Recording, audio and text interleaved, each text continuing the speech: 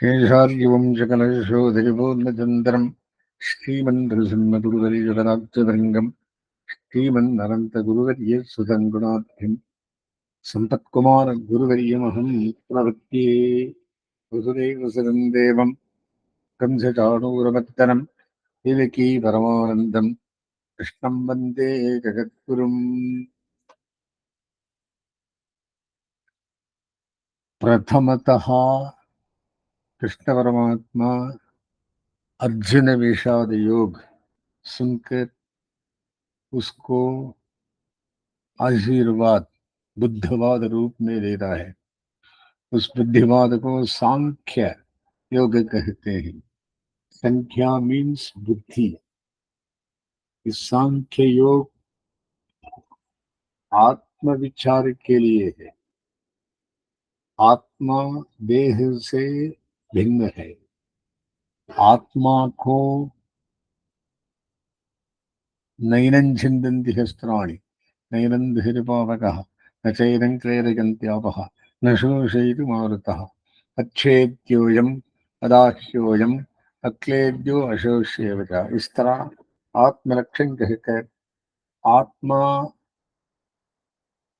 सदा के लिए रहता है, निरंतर रहता है। आत्मा को मृत्यु नहीं, वो सिर्फ देह का मृत्यु होता है। देह विनाशी, आत्मा अविनाशी। इस ज्ञान को सांख्य योग कहते हैं। इस उपदेश सुनकर जो फलादि सुंदर हित काम करता है, क्या काम? कर्मण्येवाधिकारस्ते मा फलेषु कदाचन मा कर्मफल हेतुर्भूः मा ते संगोऽस्त्व कर्मणि। इस श्लोक में काम, फलादि सुंदर हित, ममता रहित और स्वार्थ रहित काम करना, इससे ज्ञान प्रकाश होता है। ज्ञान प्रकाश से आत्मशुद्धि होता है। आत्मशुद्धि से आत्म साक्षात्कार मिलता है। इस बात को कहकर तीसरा अध्याय में कर्मयोग का विस्तार करता है। इसमें 5 विषय हैं। 8 श्लोक एक विचार, दूसरी 8 श्लोक दूसरा विचार, तीसरी श्लोक तीसरा विषय, चौथा 11 श्लोकों का, पांचवा पुनः 8 श्लोकों का। इसलिए 33 श्लोकों में 5 विषय को बोलकर आरंभ करता है कर्मयोग का विस्तारण। प्रथमतः ये प्रश्न पूछता है अर्जुन। क्या पूछता है? कार्य करना कर्मयोग का है। ध्यान का ये प्रवृत्ति मार्ग कहते हैं। निवृत्ति मार्ग में ध्यान करना है। आप ध्यान को बड़ा या अच्छा कहकर सिर्फ मुझे क्या, मुझे क्यों युद्ध करने को आप कहते हैं, मुझे कर्मयोग नहीं चाहिए, सिर्फ ज्ञान योग। इसीलिए मैं आत्म साक्षात्कार के लिए ज्ञान योग को बनाता हूँ। ये युद्ध को, कर्म को मुझे नहीं चाहिए, ऐसा कहता है। उसका अर्थ बतलाता है। क्या कहता है परमात्मा? जो मुमुक्षु पुरुषों के द्वारा प्राप्त कहने योग्य वेदांत वर्णित पर तत्व है, पहले तत्व को जान लो। अविद्यादि संपूर्ण दोषों की गंध से भी रहित है। और असीम अतिशय असंख्य कल्याणमय गुणों का समूह है। ये भगवान का लक्षण है। असंख्य कल्याणमय गुणों का समूह है। उस परब्रह्म पुरुषोत्तम की प्राप्ति के उपाय रूप वेदना, उपासना और ध्यान आदि नामों से कथित ऐकांतिक और आत्यंतिक भक्ति योग का वर्णन करने के लिए उसके अंगभूत मुमुक्षु जीवात्मा को यथार्थ स्वरूप ज्ञान को, जिसका वर्णन ये अपहरपात्मा इत्यादि छांदों के उपयोग वाक्य से प्रजापति के वाक्यों में किया गया है, तथा जो आत्मा की नित्यता के ज्ञान पूर्वक किए जाने वाले आसक्ति रहित कर्मों के फलरूप ज्ञान योग से प्राप्त होता है, कहा गया। काम करो, बुद्धि से काम करो, इससे तुम्हें आत्मदर्शन होता है, आपने बोले। प्रजापति के वचनों में दहर विद्या विषय प्रसंग में वर्णित पर विद्या के अंग रूप से जीवात्मा के स्वरूप ज्ञान का उपसंहार दहर विद्या के फल के साथ किया गया है। वहां जो उस आत्मा को आचार्य से समझकर जानता है, ये कहकर प्रत्यगात्मा का स्वरूप जागृत, स्वप्न, सुषुप्ति इन तीनों अवस्थाओं से अतीत और शरीर से रहित बतलाया है। पश्चात इसी प्रकार यह संप्रसाद इस शरीर से निकलकर परम ज्योति की समीपता प्राप्त करके अपने रूप से ही सिद्ध होता है, ये कहा गया। अन्य उपनिषदों में भी आध्यात्म योग की प्राप्ति के द्वारा धीर पुरुष देव को जानकर हर्ष शोक को त्याग देता है इत्यादि वचनों में यही बात कही गई है, क्योंकि वहां देवम मत्वा इस प्रकार बतलाई हुई पराविद्या के अंग रूप से जीवात्मा के स्वरूप ज्ञान का वर्णन अध्यात्म योगाधिगमेन इस वाक्य में किया गया है। तदंतर वो छोटे से भी छोटा है आत्मा, अणोरणीयान महतो महीयान, यहाँ से लेकर महान व्यापक परमात्मा को जानकर धीर पुरुष शोक नहीं करता। यहाँ तक के वर्णन से तथा ये परमात्मा न प्रवचन से, न बुद्धि से और न बहुत शास्त्र श्रवण करने से प्राप्त हो सकता है, किंतु ये स्वयं जिसको वर्णन करता है, जिस पर कृपा करता है, उसी को प्राप्त होता है और उसके लिए ये परमात्मा अपना स्वरूप प्रकट कर देता है। नायमात्मा प्रवचने लभ्यो न मेधया न बहुना श्रुतेन यमैवेष प्रवृते तेन लभ्यः तस्यैष आत्मा विवृते तनूं स्वाम्। ये संस्कृत वेदवाक्य है। इत्यादि वचनों से परब्रह्म परमात्मा के स्वरूप, उसकी उपासना और उपासना की भक्ति रूपता का प्रतिपादन किया गया है। उसके पश्चात जिस मनुष्य का सारथी विज्ञान है और मन लगाम है, वो इस मार्ग के पार उस विष्णु के परम पद को प्राप्त करता है।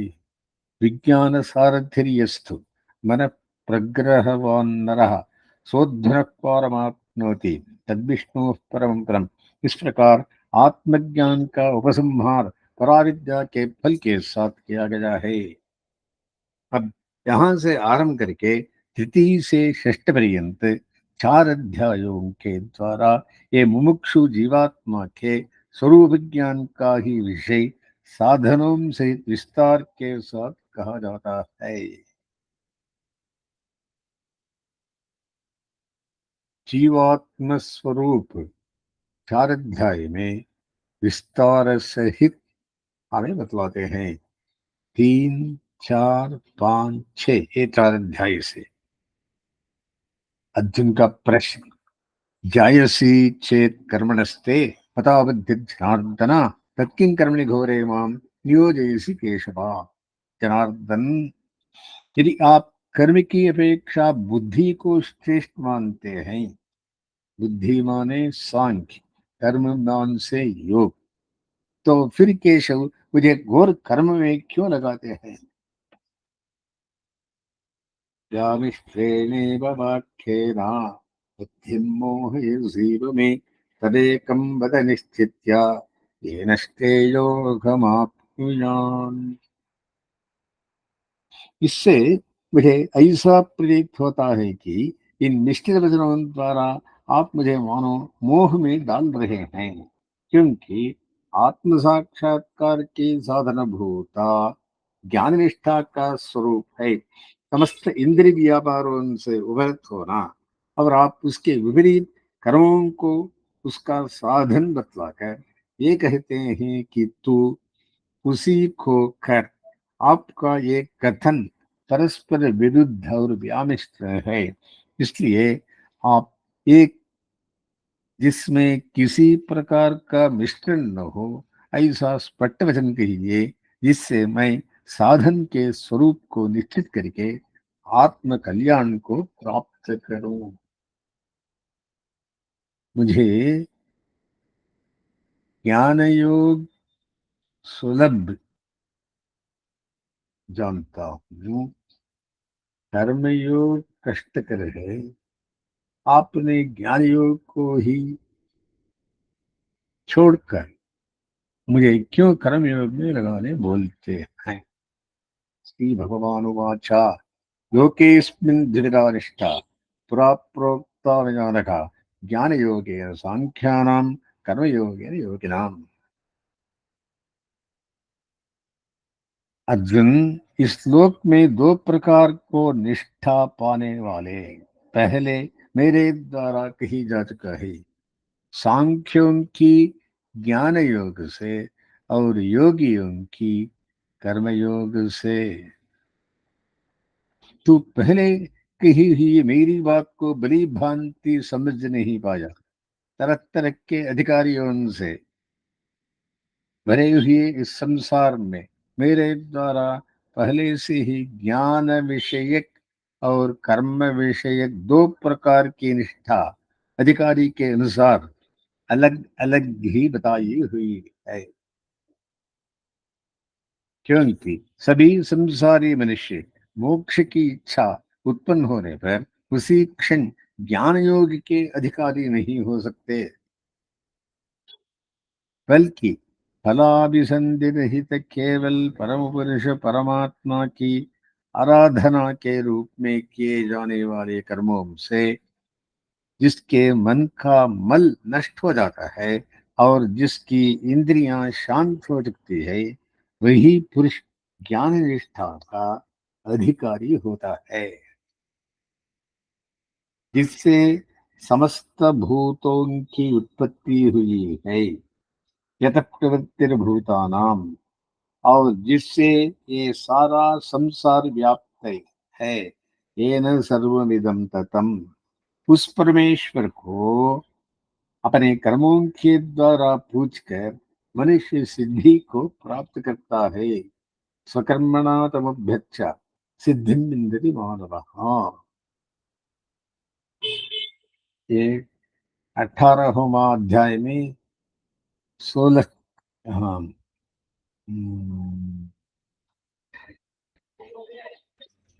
46 श्लोक में कहा गया है। यहाँ दूसरे अध्याय में भी कर्मण्येवाधिकारस्ते इत्यादि श्लोकों द्वारा फलाभिसंधि विहित कर्म को कर्तव्य बतलाकर फिर उसके द्वारा जिसकी बुद्धि विषय व्याकुलता रूप मोह से उत्तीर्ण हो चुकी है, ऐसी पुरुष के लिए प्रजघाति यदा कामान सर्वान् पार्थमनोगतान् आत्मन्येवात्मना तुष्टः स्थिरप्रज्ञस्तरोच्यते इत्यादि श्लोकों से ज्ञान योग का विधान किया गया है। अतएव ये सिद्ध हुआ कि केवल सांख्यों की स्थिति तो ज्ञान योग से कही है और योगियों को कर्मयोग के कर्मयोग से। योगियां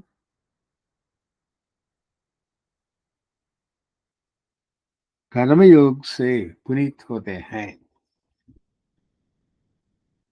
संख्या बुद्धि के कहते हैं, और जो उससे युक्त हैं वे सांख्य हैं। जो एकमात्र आत्म विषय का बुद्धि से युक्त है वे सांख्य है, और जो इसके योग्य नहीं है, कर्मयोग के अधिकारी हैं, वे योगी हैं। जो विषय व्याकुल बुद्धि से युक्त है उनका कर्मयोग में अधिकार नहीं है। जिनकी बुद्धि अव्याकुल है उनका ज्ञान योग में अधिकार है। ये बात कही गई है। अतएव यहाँ न तो कुछ परस्पर विरुद्धी कहा गया है और न व्यामिष्ट ही। सभी संसारी पुरुषों के लिए मोक्ष की इच्छा उत्पन्न होने ही सहसा ज्ञान योग का साधन करना कठिन है। ये कहते हैं, न कर्मणामनारंभात् नैष्कर्यं पुरुषोऽश्नुते न सन्न्यसनादेव सिद्धिं समधिगच्छति। मनुष्य न तो कर्मों के आरंभ से ज्ञान निष्ठा का प्राप्त होता है और न शास्त्रीय कर्मों के त्याग से ही सिद्धि को प्राप्त होता है।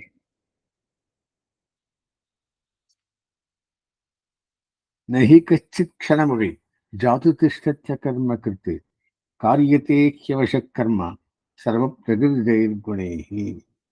इस बात को सिद्ध करते हैं, क्योंकि पुरुष क्षण भर भी बिना कर्म किए नहीं रहता। मनुष्य मात्र को प्रकृति से उत्पन्न गुणों से विवेश होकर कर्म करना पड़ता है।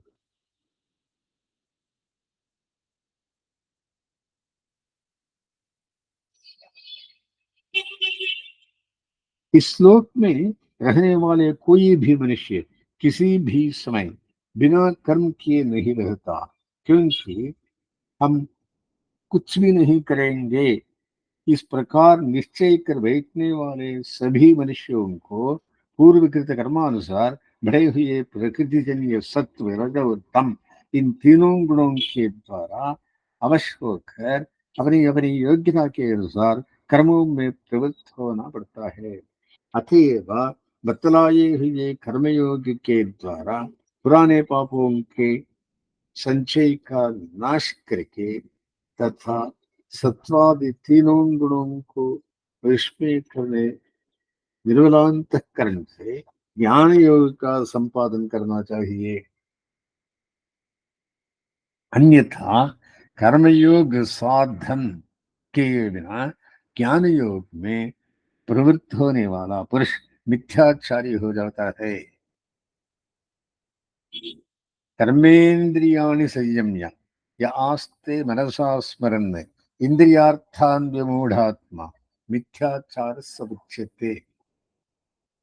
जो पुरुष कर्मेंद्रियों को रोक कर मन से इंद्रियों के विषयों को स्मरण करता रहता है वो मूढ़ात्मा मिथ्याचारी कहलाता है।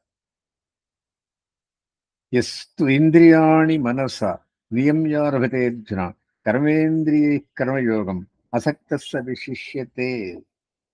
जो पुरुष मन से इंद्रियों को रोककर आसक्ति रहित हुआ कर्मेंद्रियों से कर्मयोग का आरंभ करता है वो श्रेष्ठ होता है।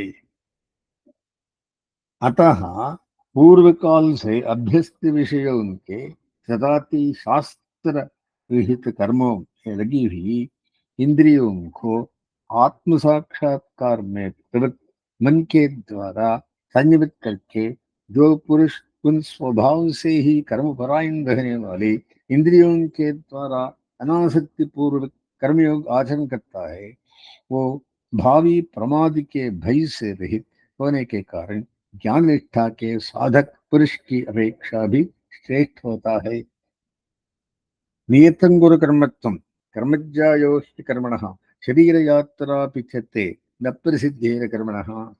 तो नियत कर्म कर, क्योंकि अकर्म की अपेक्षा कर्म श्रेष्ठ है। अकर्म माने ज्ञान निष्ठा से तो तेरी शरीर यात्रा भी सिद्ध नहीं होगी।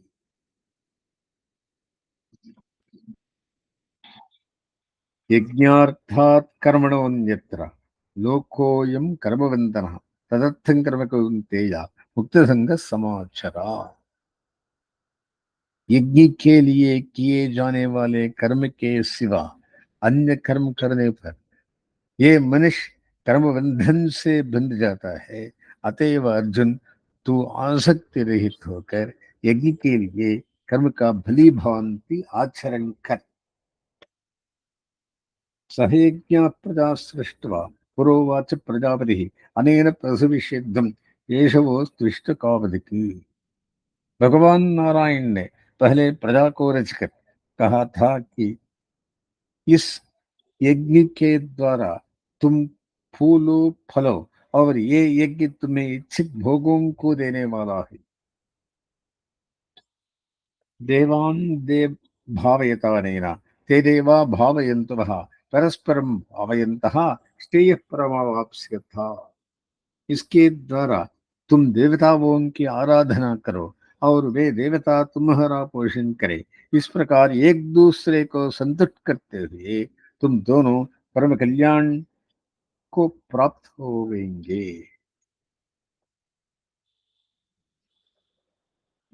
अहम सर्वज्ञानां भोक्ता च प्रभुरेव च इति वक्ष्यते। मैं ही सब यज्ञों का भोक्ता और प्रभु हूँ, ये आगे कहेंगे।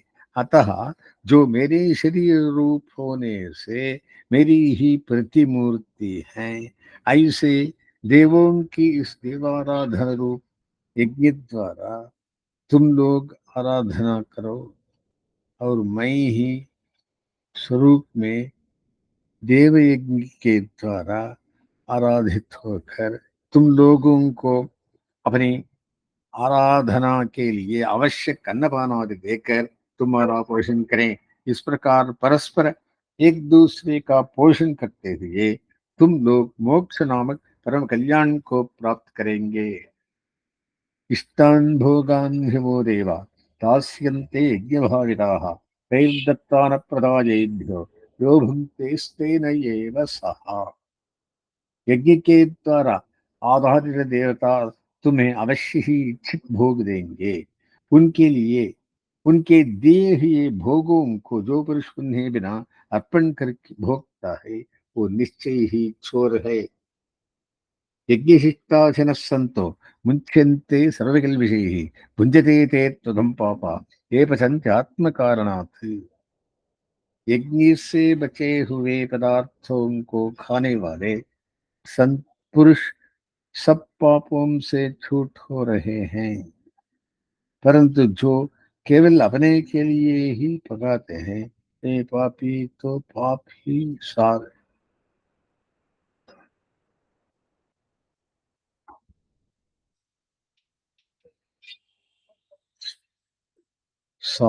है। वे पापी तो पाप ही खाते हैं। अन्नात् भवन्ति भूतानि पर्जन्यात् अन्नसंभवः यज्ञात् भवति पर्जन्यो यज्ञ कर्मसु समुद्भवः। अन्न से सब प्राणी होते हैं। अन्न की उत्पत्ति वर्षा से होती है, वर्षा यज्ञ से होती है और यज्ञ कर्म से उत्पन्न होता है। कर्म ब्रह्मोद्भवं विद्धि ब्रह्माक्षर से उद्भवम तस्मात् सर्वगतं ब्रह्मा नित्यं यज्ञे प्रतिष्ठितम्। कर्म को तो ब्रह्म से उत्पन्न हुआ जान और ब्रह्मा जीवात्मा से उत्पन्न हुआ है, इसलिए सर्वगत ब्रह्म है। समस्त अधिकारियों को प्राप्त शरीर सदा ही यज्ञ में प्रतिष्ठित है।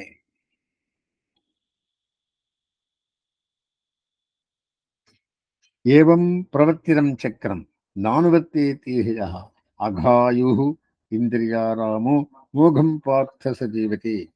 जो इस प्रकार प्रचलित चक्र के अनुसार नहीं चलता है वो इंद्रियों में रमण करने वाला पाप जीवन मनुष्य व्यर्थ हो जाता है, व्यर्थ ही जीता है।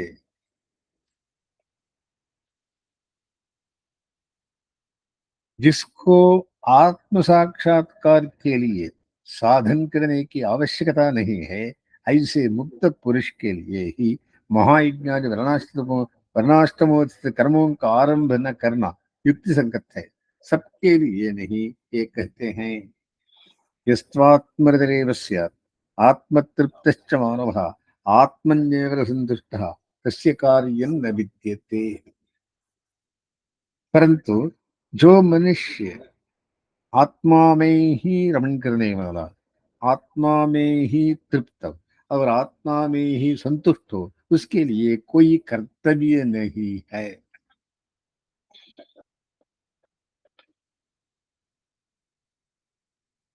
नैव तस्य कृतेनार्थो न कृते नेह कश्चन न चास्य सर्वभूतेषु कश्चिदर्थव्यपाश्चयः।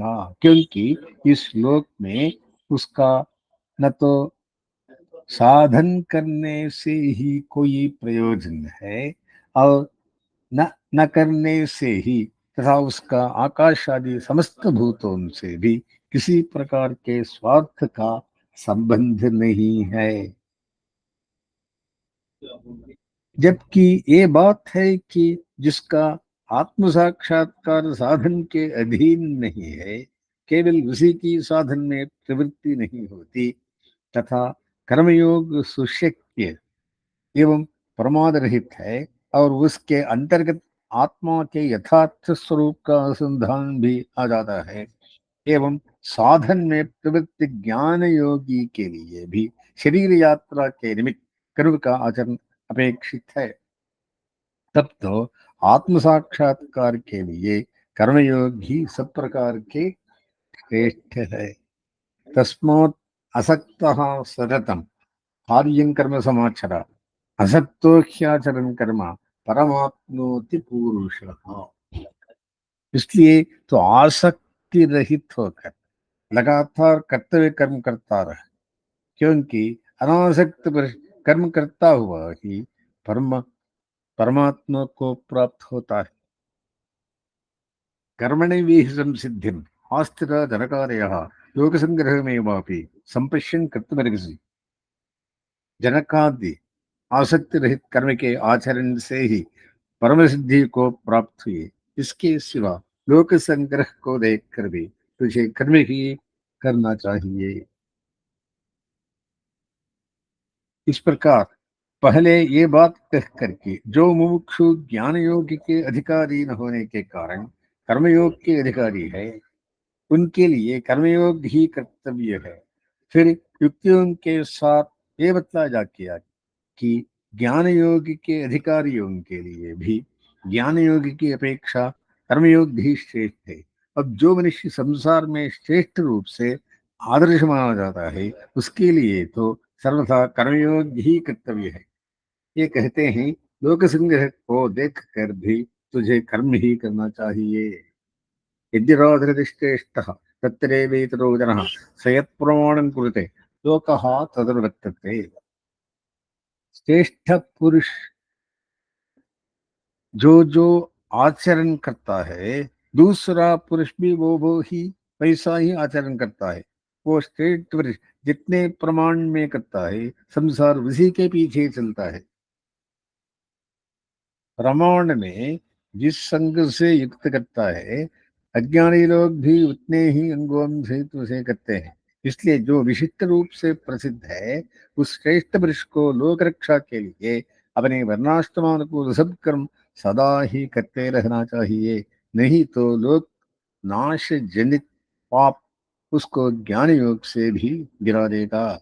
न मे पार्थास्ति कर्तव्यम त्रिषु लोकेषु किंचन नानवाप्तम अवाप्तव्यम वर्तयेव च कर्मणि।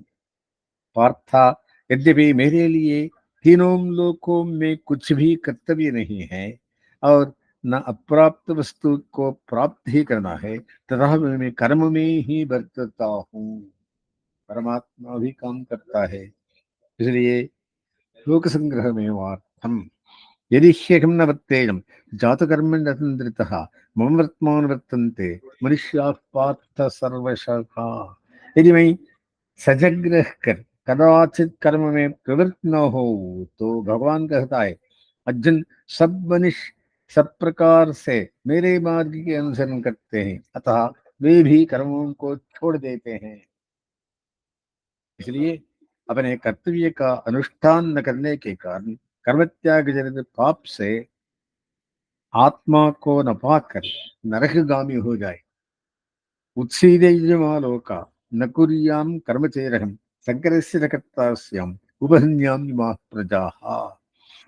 यदि मैं कर्म न करूं तो ये सब लोग नष्ट हो जाएं और मैं फिर वर्ण संकर का कर्ता बनूं तथा इन प्रजाओं का नाश करने वाला हूँ। सक्ता कर्मण्य विद्वांसो यथा कुर्वन्ति भारत कुर्याद् विद्वांसस्तथा सक्तः चिकीर्षु लोक संग्रहम। कर्म में आसक्त हुए अज्ञानी लोग जैसे कर्म करते हैं वैसे ही ज्ञानी को भी अनासक्त होकर लोक संग्रह लोगों की भलाई के लिए कर्म करना चाहिए। न बुद्धिभेदम जनयेत् अज्ञानां कर्म संगिनां जोषेत सर्वकर्माणि विद्वान युक्त समाचरण। ज्ञानी पुरुष कर्मों में आसक्त अज्ञानियों की बुद्धि में भेद न उत्पन्न करे किंतु स्वयं योग युक्त होकर कर्म करता हुआ उनकी समस्त कर्मों में प्रीति उत्पन्न करता है।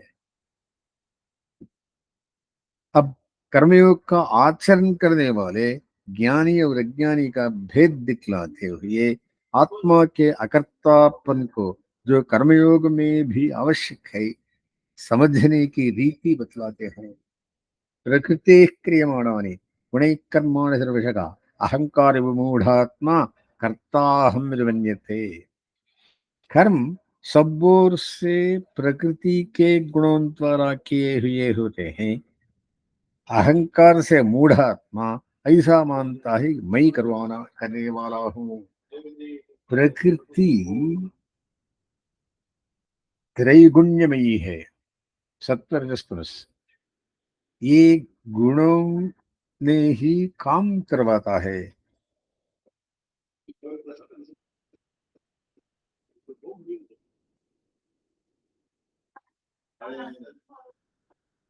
तत्त्ववित्तु महाबाहो गुणकर्म विभागयोः गुणागुणेषु वर्तन्ता इति मत्वा न सज्जते। परंतु अर्जुन, गुणकर्म विभाग के तत्व को जानने वाला पुरुष गुण ही गुणों में बरत रहे हैं ऐसा मानकर आसक्त नहीं होता।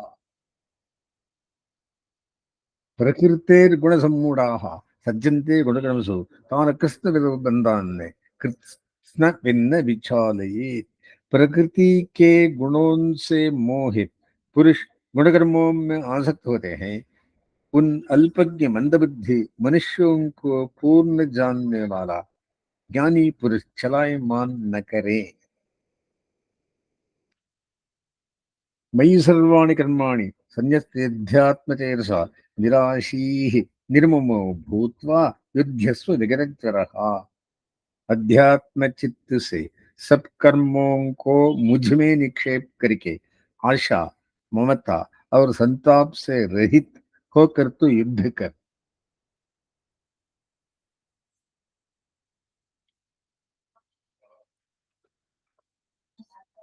जो मनुष्य श्रद्धा रखते और दोष न देखते हुए मेरे इस मत का नित्यानुष्ठान करते हैं वे भी कर्मों से छूट जाते हैं।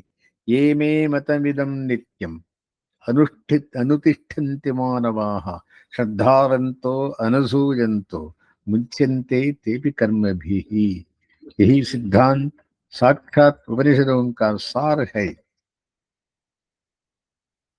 भगवान के अभिमत उपनिषदों के सार रूप इस सिद्धांत के अनुसार न चलने वाले को तथा उसमें श्रद्धा न रखने और उसकी निंदा करने वालों को दोष होता है। ये बात कह रहे हैं। ये त्वेदरभ्यसूयन्तो नानुतिष्ठन्ति मे मतं सर्वज्ञान विमूढ़ांस्तान् विद्धि नष्टान् अचेतसः। परंतु जो मेरे इस मत में दोष देखते हुए इसका अनुष्ठान नहीं करते, उनको तू सर्वज्ञान से मूढ़, घोर मूर्ख, नष्ट और चेतना रहित समझ।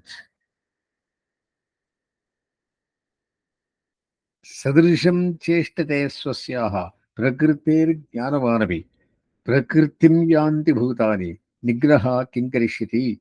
ज्ञानवान भी अपनी पूर्व वासना के सदृश चेष्टा करता है। सभी प्राणी अपने प्रकृति की ओर जा रहे हैं, फिर निग्रह क्या करेगा। प्राणी प्रकृति के अनुयायी कैसे होते हैं, सो बतलाते हैं। इन्द्रियस्येन्द्रियस्यार्थे रागद्वेषौ व्यवस्थितौ तयोर्न वशमागच्छेत् तौ ह्यस्य परिपन्थिनौ।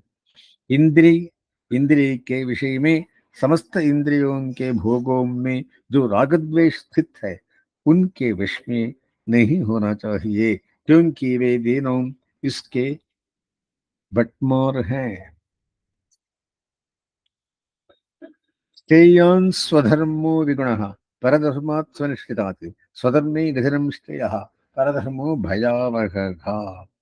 अच्छी तरह से अनुष्ठान किए हुए पराये धर्म से अपना गुणरहित भी धर्म श्रेष्ठ है। अपने धर्म में मरना भी श्रेष्ठ है, परंतु पराया धर्म भी भयकारक है।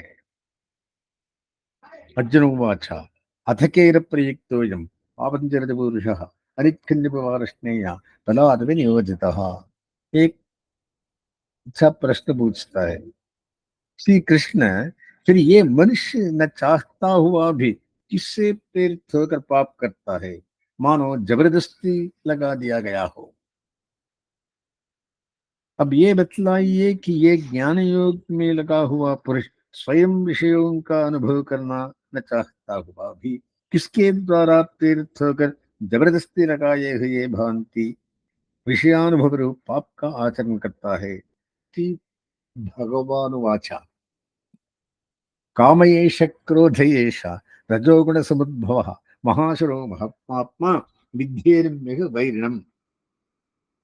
रजोगुण से उत्पन्न एक काम ही क्रोध है, ये बहुत खाने वाला और महापापी है। यहाँ तू इसी को वैरी जान। जान बूझ कर क्यों आदमी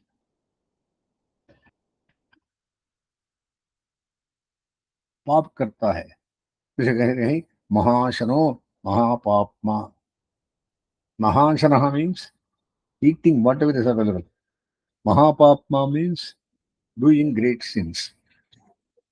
So यही कारण से इन रजोगुण से उत्पन्न काम को ही तो ज्ञान योग का स्वभाव विरोधी शत्रु समझ।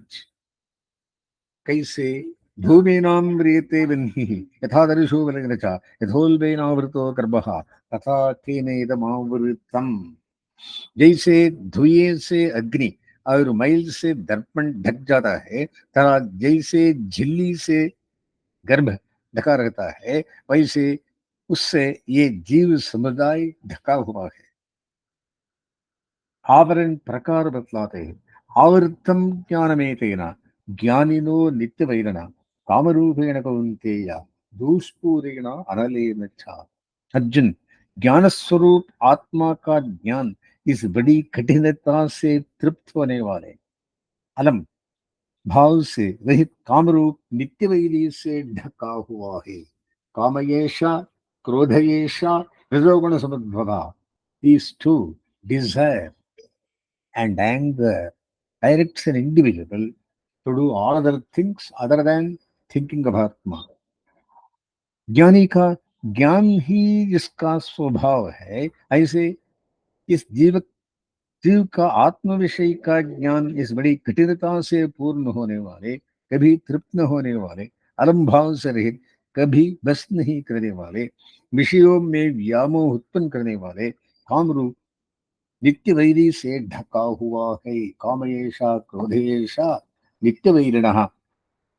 ये काम किन किन उपकरणों से, आत्मा को अपने वश में करता है, इस विषय में कहते हैं इंद्रियाणि मनोबुद्धि अस्याधिष्ठानमुच्यते एतैर्विमोहयत्येषा ज्ञानमावृत्य देहिनाम। ये कैसे आता है? इंद्रियां, मन और बुद्धि इस काम के अधिष्ठान कहलाते हैं। यहाँ ये काम रहता है। इंद्रियां, मन और बुद्धि, इन तीनों के द्वारा हम काम ज्ञान को ढककर जीवात्मा को मोहित करता है। तस्मात् इंद्रियाण्यादौ नियम्य भरतर्षभा पाप्मानं प्रजह्येनं ज्ञान विज्ञान नाशनम्। देयरफॉर, इसलिए भरत श्रेष्ठा, तू पहले इंद्रियों को रोक कर ज्ञान विज्ञान के नाश करने वाले इस पापी काम को निश्चय ही मार। Meaning, control of senses and control of desire is absolute necessity for process of आत्म साक्षात्कार। इसलिए वरदस्ते, तू पहले इंद्रियों को रोककर ज्ञान विज्ञान के नाश करने वाले पापी को निश्चय ही मार। तस्मात्म इंद्रियाण्यादौ नियम्य भरतऋषभ पाप्मानं प्रजहिह्येनं ज्ञान विज्ञान नाशनम। ज्ञान के विरोधियों में जो प्रधान है उसे बतलाते हैं। इंद्रियाणि बलाण्याहुः इंद्रियेभ्यः परं मनः मनसस्तु परा बुद्धि जो बुद्धे परतस्तु सहा। इंद्रियों को प्रबल कहते हैं। इंद्रियों से प्रबल मन है, मन से प्रबल बुद्धि है, बुद्धि से जो प्रबल है वो काम है। चौथा सीढ़ी में है। इंद्रियां फर्स्ट स्टेप, इंद्रियों से प्रबल मन, मन से प्रबल बुद्धि, उससे प्रबल काम। काम मीन्स डिजायर्स। इसलिए ज्ञान का विरोध करने में पहले इंद्रियों को प्रधान बतलाते हैं, क्योंकि इंद्रियों के विषयों में प्रवृत्त रहने आत्म विषय ज्ञान नहीं होता। इंद्रियों से बढ़कर मन है, क्योंकि इंद्रियों के कर्मों से उपरत हो जाने पर भी मन विषयों की ओर झुका है तो आत्मज्ञान नहीं हो सकता। मन से भी बढ़कर बुद्धि है, क्योंकि मन के अन्य विषयों से विमुख हो जाने पर भी ये बुद्धि विपरीत निश्चय में लगी है तो आत्मज्ञान नहीं होता।